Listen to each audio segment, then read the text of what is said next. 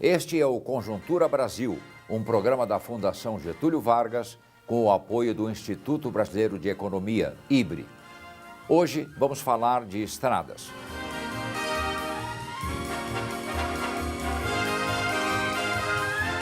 Além de corredor para o escoamento da produção, as estradas são também caminhos para o progresso para as cidades cortadas por suas pistas. Favorecem o encontro dos extremos nacionais e consolidam a integração regional.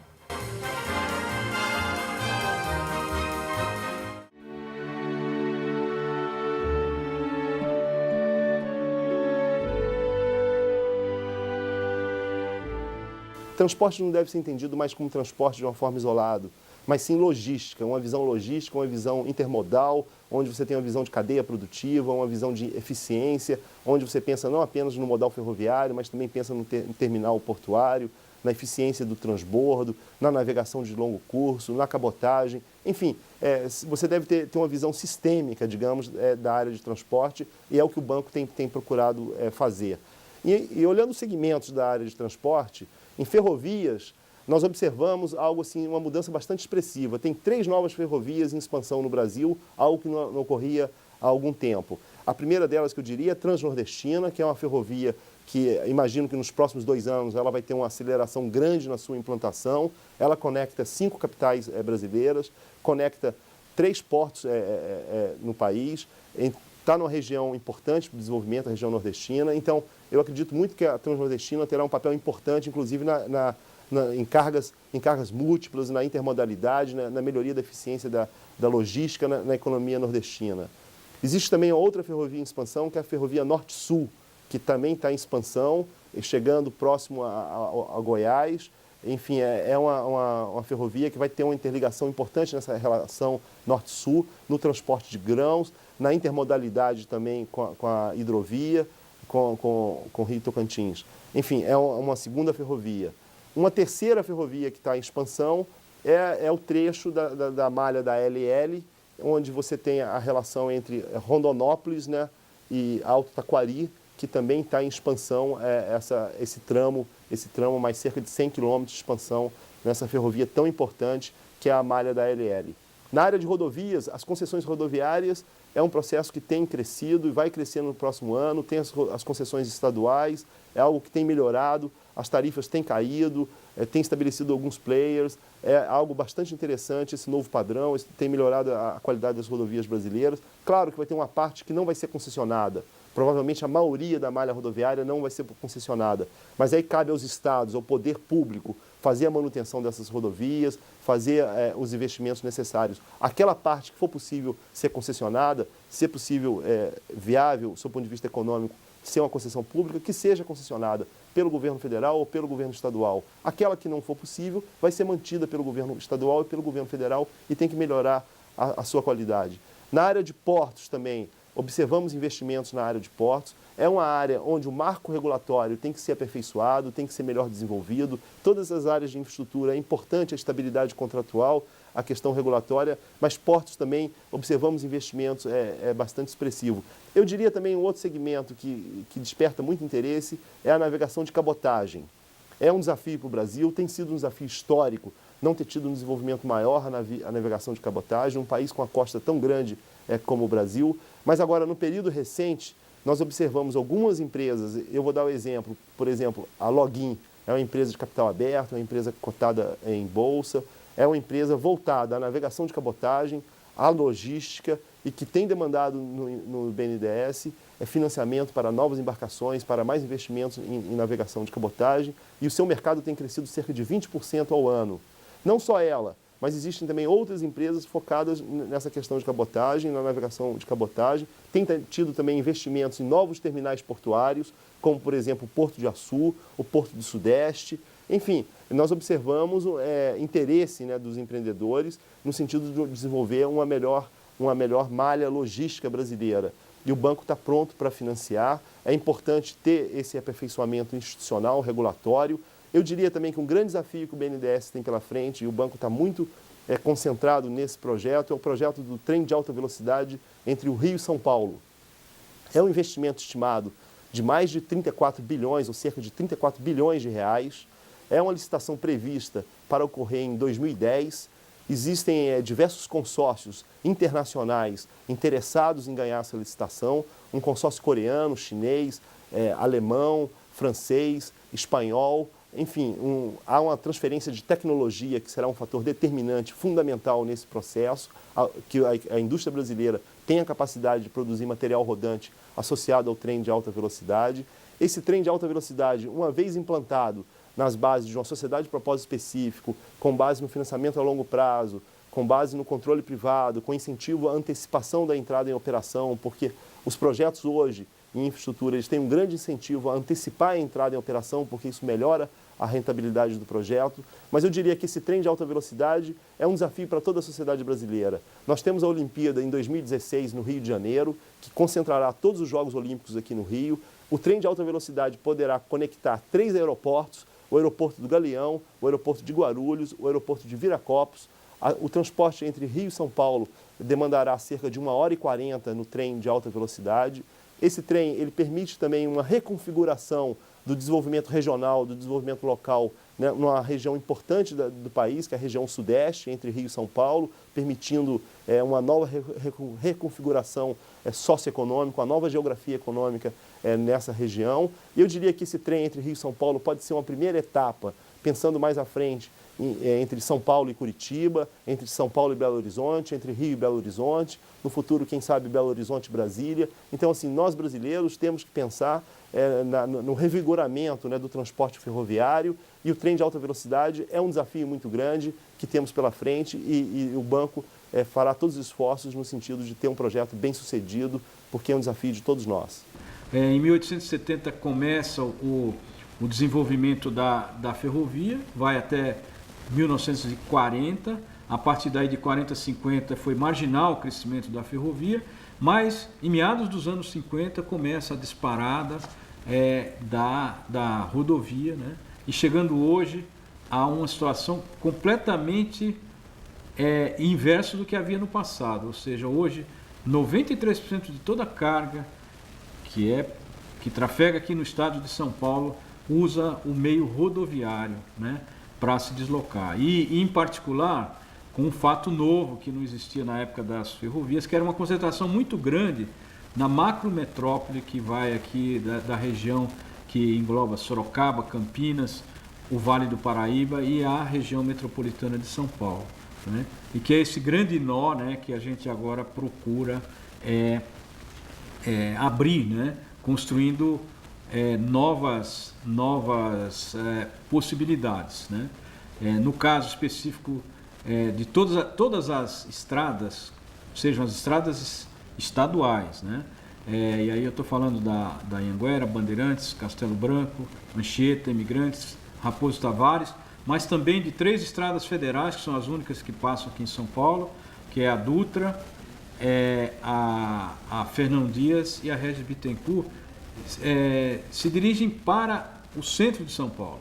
E aí o grande trabalho que esse governo está desenvolvendo de fazer a construção do Rodoanel para permitir que quem venha em direção a São Paulo, mas que vai para o Rio de Janeiro, ou vai para Belo Horizonte, ou vai para Curitiba, ou vai para Santos, não tenha que passar no centro de São Paulo e tenha um trânsito de estrada, um trânsito rodoviário.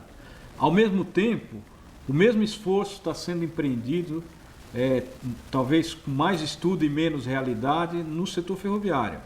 Essas estradas, quase 5 mil quilômetros de ferrovias, existem, né, e estão operando hoje dedicados exclusivamente à carga, né, mas transportam uma parcela muito pequena, já que a grande maioria, mais de 90%, é transportado por via rodoviária.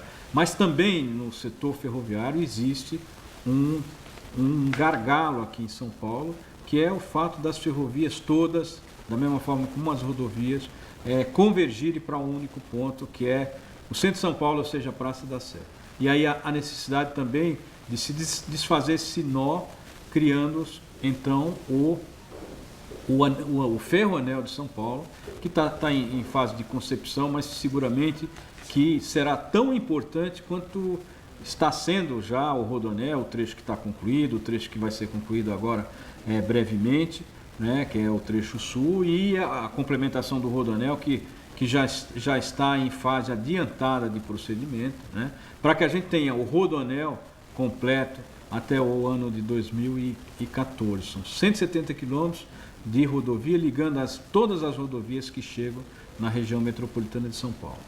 Bom, e o esforço todo que o governo tem feito aqui em São Paulo é exatamente de fazer a desconcentração dessa matriz de transporte, né? Ou seja, usar outros modais. Eu diria que cada tipo de carga tem um modal adequado.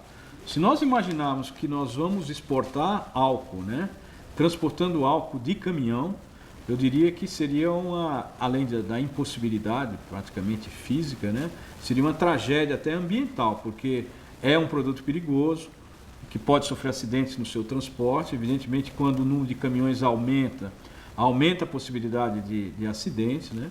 Então, um novo meio de transporte que está sendo considerado, que está sendo estudado e já tem algumas redes planejadas são as dutovias para transportes de produtos líquidos, né? E no caso o álcool, né? E o próprio petróleo, né? Que o Brasil importava e que agora provavelmente nas próximas décadas vai até exportar, né, em função das descobertas que estão ocorrendo aqui, principalmente na Bacia de Santos, né? Então há a necessidade dessa descontração. A outra é uma utilização da ferrovia, a hidrovia, o transporte hidroviário. O rio Tietê, né, é um rio chamado Rio Teimoso, porque ele nasce a 12 quilômetros do mar, ele dá as costas para o mar e resolve ir para o interior. E por ser um rio teimoso, passa aqui em São Paulo e vai em direção ao oeste, né? Cruza o estado de São Paulo praticamente no meio do território de São Paulo e vai até se encontrar com o rio Paraná, né? E daí do Paraná vai até, descendo, vai até Buenos Aires, né? Então é uma via que foi utilizada no passado, a partir dos primeiros anos da colonização brasileira pelos bandeirantes. Ele é responsável, um dos responsáveis importantes, né, no alargamento das fronteiras do Brasil através dos bandeirantes, mas que num determinado instante deixou de ser usado, foi substituído pelas ferrovias. Mas nos anos 50, quando São Paulo desenvolveu seu plano energético de construção de centrais hidrelétricas ao longo do rio Tietê, né? Não do Alto Tietê aqui, né? No caso particular dos empreendimentos feitos pela Light, né? Para abastecer a cidade de São Paulo, mas para o interior, a partir de Barra Bonita, Bariri, Ibitinga, Promissão, Nova Havaiandaba, são usinas que foram construídas e que por uma teimosia de alguns visionários e que estavam absolutamente certos, eles criaram nessas barragens eclusas para permitir a navegação. E a partir daí é que se criou se restaurou, né, a capacidade de transportar mercadorias e pessoas, mas principalmente mercadorias através da hidrovia. Por quê? Porque tem um custo muito mais barato, é o modal mais barato, é o modal menos agressivo para o meio ambiente, né? E que evidentemente está, né, nos planos, né, do nosso programa de desenvolvimento de logística de transporte do estado de São Paulo para ser um modal importante e reduzir essa participação a que eu me referi, dessa concentração exagerada no transporte rodoviário. Então essa hidrovia está sendo ampliada. Nós temos tido um crescimento das cargas transportadas numa taxa de crescimento muito maior do que qualquer outro tipo de transporte, né, pelos motivos e existe evidentemente cargas, né? Imaginar trazer soja lá do Mato Grosso do Sul de caminhão para o porto de Paranaguá, no Paraná, ou para o porto de Santos, diria que é até um pecado, né? Quando você tem a hidrovia que pode trazer essa mercadoria a um preço muito mais barato, né? E sem afetar tanto o meio ambiente quanto o transporte rodoviário. Então é esse esforço também que nós estamos desenvolvendo. Evidentemente, quando se amplia, né, a capacidade ou a matriz de transporte, usando vários modais, nós temos que ter pontos, né, porque evidentemente chega num momento em que a hidrovia não chega em determinados pontos. E aí eu tenho que fazer combinação de modais. E para isso nós temos já planejado, né, centros de integração modal para convivência aí e troca de carga entre ferrovia, hidrovia, rodovia. Qualquer investimento público ele é financiado ou por quem usa ou por quem paga imposto, né? E eu diria que entre quem paga imposto e quem usa é muito mais confortável quem usar pagar por aquilo que está usando, né? E o pedágio permite isso. E foi através do pedágio que a gente construiu uma série de novas estradas, ampliamos outras. O pedágio tem nos ajudado bastante, quase 50% de tudo que nós estamos investindo no Rodoanel Sul, no trecho sul do Rodoanel, vem de outorgas pagas pelo pedágio, né? Então, as estradas, o exemplo aqui é que as estradas, no Brasil existem 16 estradas consideradas ótimas, pela última pesquisa da Confederação Nacional do Transporte. Essas 16 estão em São Paulo e são concedidas, né? Evidentemente, tem aqueles que acham que não deveria pagar pedágio, mas a maioria das pessoas entendem, né? E a gente tem levantamento, o grau de satisfação é muito grande. Então, quando a gente amplia essa situação para o Brasil, a gente verifica, em primeiro lugar, que o governo federal é responsável pela construção, ele faz o papel, fora do estado de São Paulo, ele é predominante. Como aqui nós temos 1.000 quilômetros de estradas federais em cima de 30 mil quilômetros, lá para o resto do Brasil é exatamente o inverso, né? Tem anéis viários de cidades conhecidas que é uma BR, foi construída pelo governo federal. E eu diria que acho que é importante esse esforço.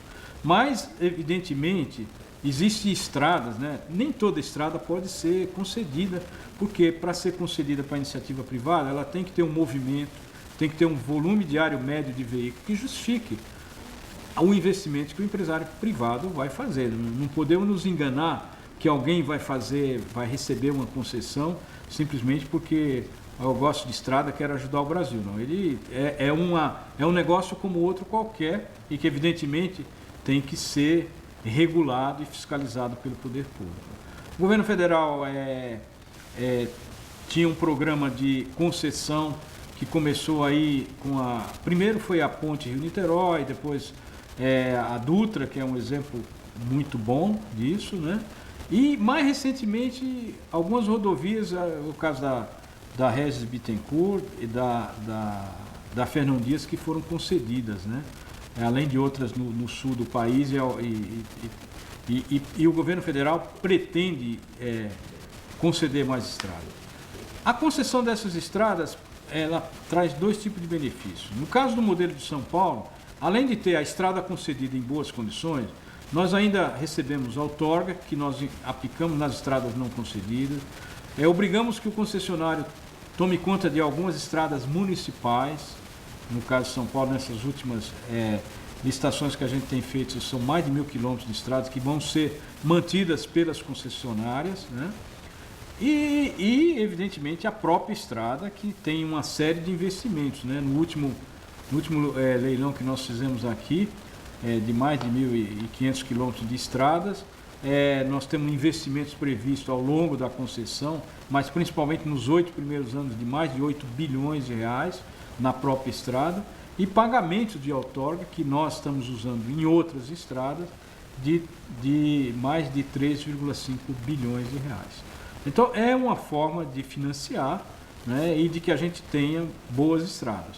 No Brasil, evidentemente, tem estradas que precisam ser melhoradas, né? De um momento houve uma paralisação praticamente na manutenção dessas estradas, BR-101, BR-116, né? Algumas precisam ser duplicadas, e o modelo de concessão é um modelo bastante interessante, porque uma vez feita a licitação, o processo de construção é mais rápido, porque a iniciativa privada, uma vez feita a concessão da estrada, né, o processo de construção fica muito mais facilitado e muito mais rápido. Então eu vejo isso como uma possibilidade grande da continuidade do programa de concessão das estradas federais também.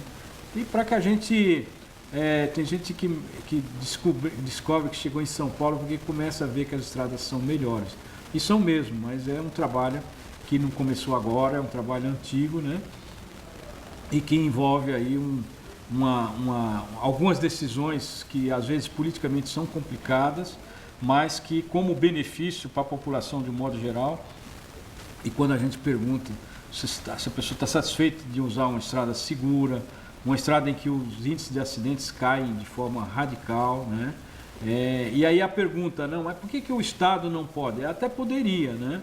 Mas o Estado tem outras prioridades e que às vezes se sobrepõe ao problema do transporte, que é o caso que eu já citei aqui, da segurança, da saúde, da educação, né? Que são extremamente importantes para a nossa população.